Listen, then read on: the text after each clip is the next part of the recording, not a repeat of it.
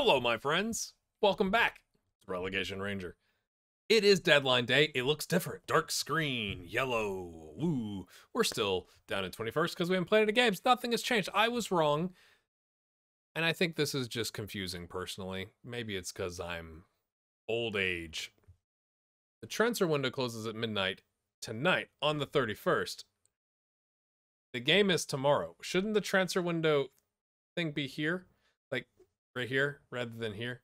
You know, like, anyway, I thought it would be interesting to take a look at our squad planner.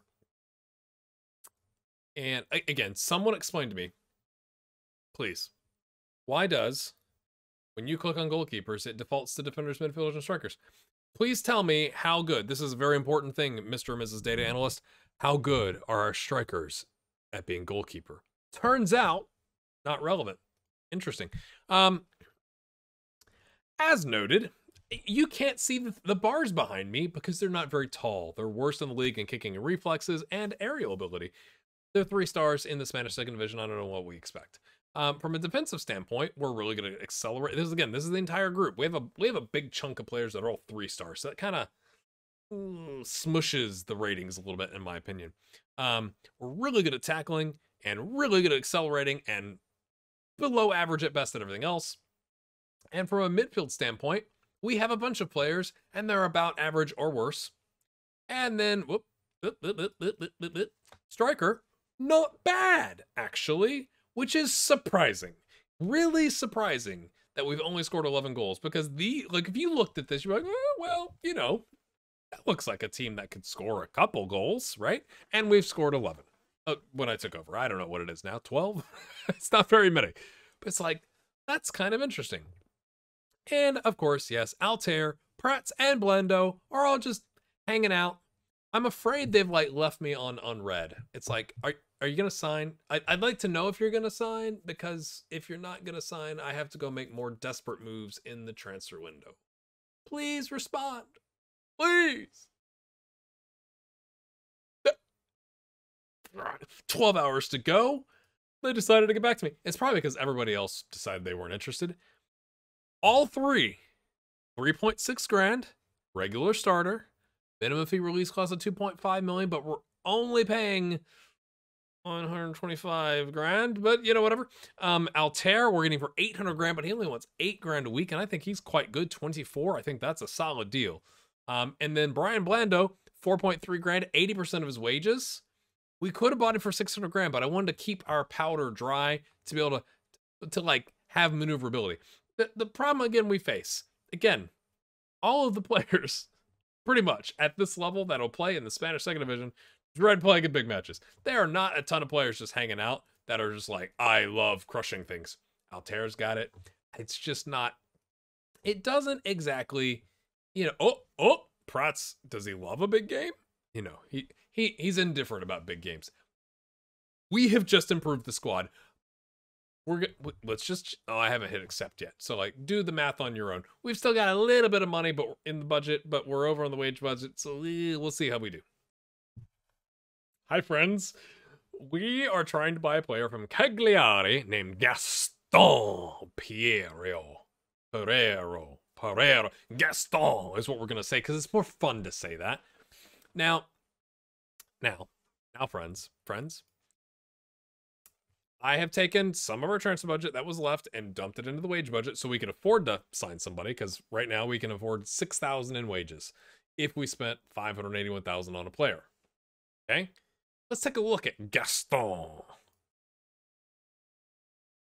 Just let you enjoy that for a minute. It's very serious in the photo, though. But maybe I like that. 27 years old. I'm here to get something done, boss. I think he looks pretty good. Again, I'm not saying he's like a world beater. This is not the world beater level that we're at, but he could play anywhere in the attacking third and be like one of our best players at it. Okay?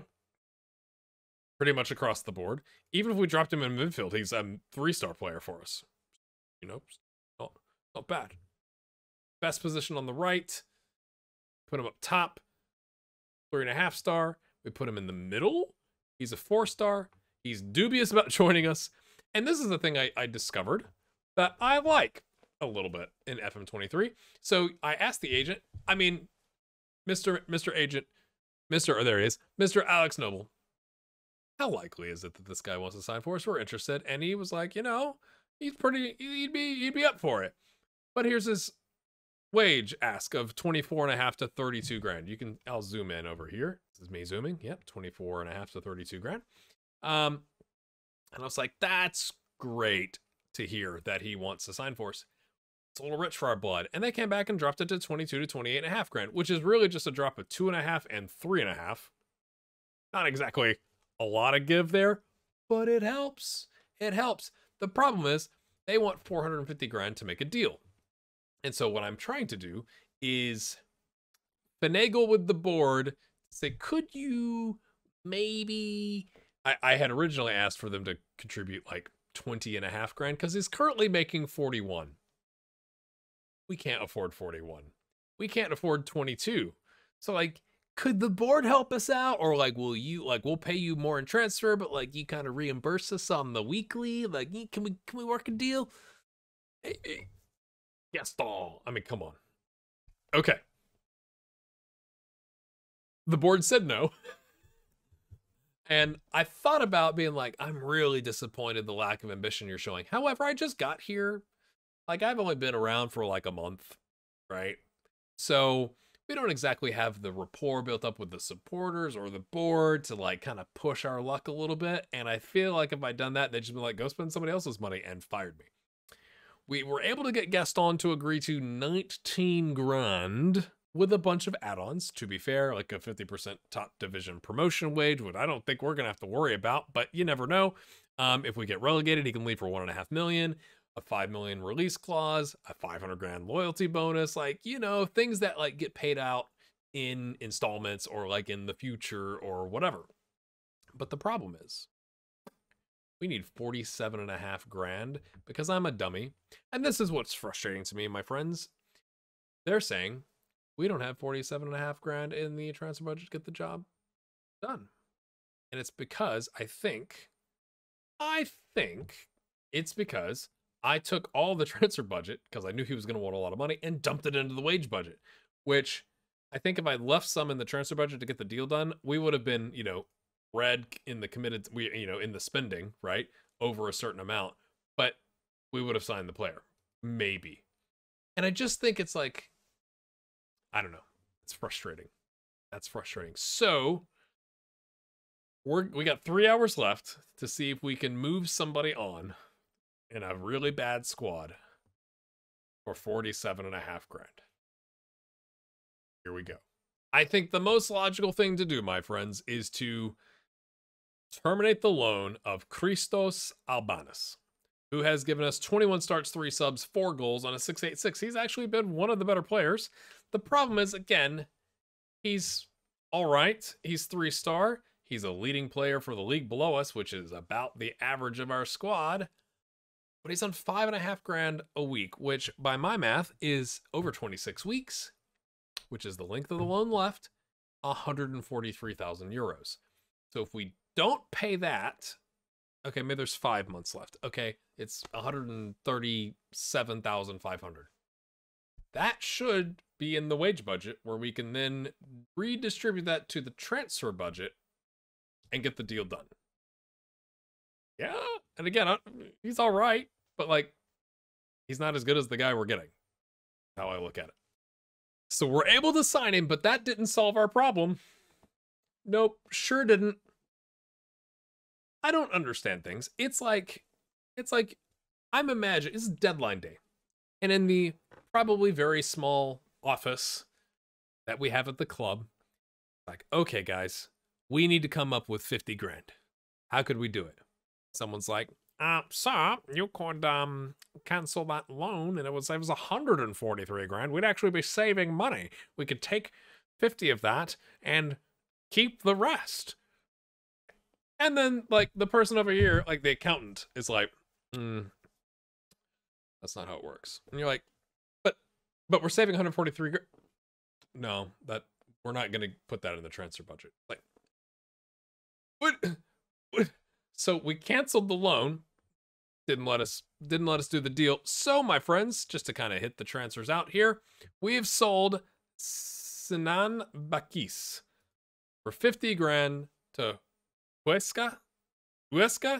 I don't know. He's 28. He might have been reaching his prime. He only has 8 substitute appearances for us on a 6.6. But he was surplus to requirements when we got here. He was worth 50 grand, and we could get a deal done within the 3-hour window. So he's gone, and he is going to help us buy somebody very nice. And I'm very excited about that. I hope you're excited too. Just while we're here, we did sell Mark Fernandez for 15.5 grand because, again, really going to use him. And 15.5 grand helped us reduce the wage budget. You know, he was making like, I can't remember, like 1.5 or 2 or 2.5 grand. Every little bit helped. Then we had a youth player go out, and then we loaned. Loaned? Not very good. Yes. Loaned to Cueta for, you know, essentially half of his, no, not half, 10% of his wages plus a monthly playing fee. It was like not a whole lot, but it chipped away at it. And here was what I was thinking with Alex. Alex is 23. He's 6'2". He could actually be pretty good. He's got 3.5-star potential. He doesn't enjoy big matches. Shock. So shocked. But okay, let's just go ahead and click accept. Yeah. Now let's go look at the squad. Hold on. Let's get to the end of the deadline, then we'll look at the squad and explain my reasoning. Before we get to that, again, if you're new around here, hit that subscribe button, like it, share it, go to Reddit, go to what's left of Twitter if it's still alive by the time this video goes out. You know, it helps the channel. But here was what I was thinking. I think we change our tactic because, let's go back to our squad planner and our comparison. When we looked here, okay, again, this is all defenders, but we now have a really good left back, a really good left center back, that's also a left back. We now have Altair, who is a good right center back, and we have a good right back. Let's look at it this way. We'll come back to that screen. Remember the second episode? And it was like 4 of the top 6, 1, 2, 3, 5, 6. 4 of the top 6 players were defenders. And I was like, let's work on our strength there and then build from there. And we had nobody in the attacking third. Well, now let's look. We've got a left center back, a midfielder. We have now 1 attacking third player, 2 attacking third players, 3 attacking third players. Okay, I had to go down to 7 players. This guy doesn't really count. He's constantly injured. We now have 3 players in the attacking third. We have a good midfielder and another good midfielder if he's ever healthy to play. A good left center back and center back, or, you know, center back slash right center back and a left back. What if we went to a 4 at the back system? Because everybody below Blando, okay, maybe Bundu you could consider, but pretty much everybody below Blando is about current state average, 3-star, whatever. So we should try and play, in my head, this is what I'm thinking about, we should try and play Gaston, Prats, and Blando as much as we can. Well, that means we have to change our style. That's what I've come up with. I've come up with a 4-4-2 diamond because I knew I wanted to play with 2 strikers. Gaston, his best green highlighted role is a 10, and he looks quite good as an attacking midfielder on support. Blando, 13 acceleration and pace, 14 finishing. He's all right. Get him going. 6 aggression, not a pressing forward. Get him going as an advanced forward. That's his best role. And use Prats as a false 9, who, while he is a pressing forward, his aggression is a 10, not a 6. He's super determined, though. I'm not saying he's elite at being a 9, but, like, he's all right. He can draw, from this perspective, draw those center backs out and are faster-ish, same pace, maybe. Actually, Prats is equally as fast. Ignore that. Advanced forward can get going. And then we play the 10 in behind. We have good wing backs. We have 2 good center backs now. We have 1.5 good midfielders, and these guys make up the difference. But they're not terrible. But it means our strength in the attacking third is no longer a meh striker and like some okay wingers. we don't necessarily need the wingers. Now, we can play with them if we need to go to a system like this or whatever. But the idea is playing to our strengths and keeping the tiki-taka style, because we've been working on that. But does that make sense? I think it makes sense to me. It makes sense to me. I'm playing. That's what we're going to do. And from a comparison standpoint, now, if you look at the defense, again, I'm not saying it's massive changes because this is the average of the entire squad. But all right, not bad. Same thing. You look at the midfielders. All right, we're about average minus the tackling. Okay.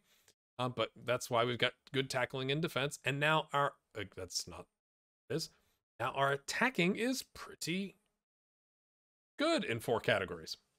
I'm trying to be positive, okay? Now the thing I'm going to leave you with, my friends, before we go take on like 4th or 6th and then 4th and 9th and 10th and 15th, I think that's the order. Will we make it to February? Yikes. Is I looked at the rules. I knew we could have a maximum of 23 outfield players in the squad, which is right here. I knew we could only have 2 non-EU players, so that's Gaston and Brian Blando. I knew we could only have 25 players in the squad, and it just completely skipped my mind that we had to have a maximum squad salary of 97 grand. You know what our maximum squad salary was when we had Ruben Bover in the squad? 98 grand. So Ruben Bover, the elite forward leadership captain that was here when we took over, didn't want to leave. We had a deal lined up to sell him for 20 grand. Didn't want to leave because he's opting to stay until the end of his contract. So we've unregistered him because we needed to make room in the salary. He could have, we would have used him. We had enough outfield player spots. We got a whole extra outfield player spot here. Nope. He wasn't having it. So he's just going to play with the B team, I guess. That's annoying. So again, my friends, as we line up for next episode, I feel like we have to play this on camera. We're going to do 6th place Tenerife and 4th place Real Sporting. And then it doesn't get that much easier. 9th place, 10th place, and 15th place. Yeah, we got to get, I think, in this window here, how many points do you think we need? There's 5 games. We are currently, with a game in hand, 5 points off. I think we need at least 5 points out of these games. Like, we need to win against 15th and get 2 draws.